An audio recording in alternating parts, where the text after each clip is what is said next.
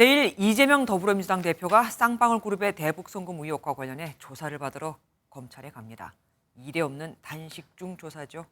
의료진까지 배치하며 장시간 조사를 예고한 검찰은 소환 직전인 오늘 지난 대선 경선 과정에서 이루어진 이 대표의 쪼개기 후원 의혹에 대해서도 압수수색을 벌였습니다.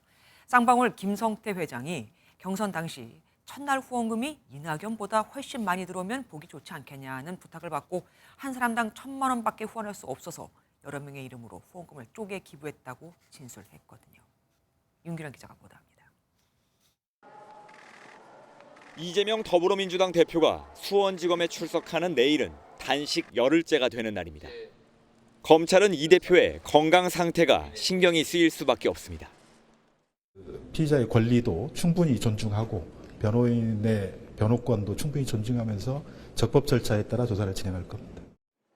그동안 이 대표 출석이 몇 차례 무산되는 등 일정 잡기가 쉽지 않았기 때문에 검찰은 내일 하루 조사로 끝내려 할 가능성이 큽니다.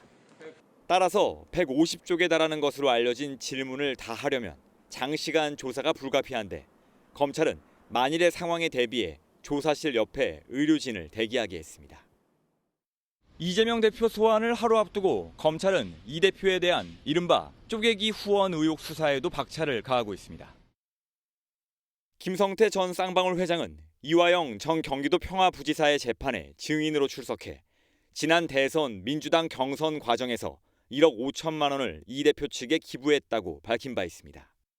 검찰은 김 전 회장이 여러 명의 이름으로 쪼개기 기부를 했다는 진술에 따라 후원자 명부와 계좌 내역을 확보하려고 중앙선거관리위원회를 압수수색했습니다. 쌍방울 의혹과 관련한 이 대표의 소환 조사를 끝으로 검찰은 백현동 특혜 의혹 사건과 묶어 이 대표에 대한 구속영장 청구 여부를 결정할 방침입니다. MBN 뉴스 윤기란입니다. 안녕하세요. 김주하입니다. 공정하고 신속한 MBN 뉴스 유튜브를 통해서도 만나보실 수 있습니다. 특히 더 많은 뉴스와 라이브를 보고 싶으시다면 오른쪽을 눌러서 구독하시면 됩니다. 어렵지 않죠? 빠르고 정확한 뉴스로 계속 찾아뵙겠습니다. MBN 뉴스를 시청해 주신 여러분 고맙습니다.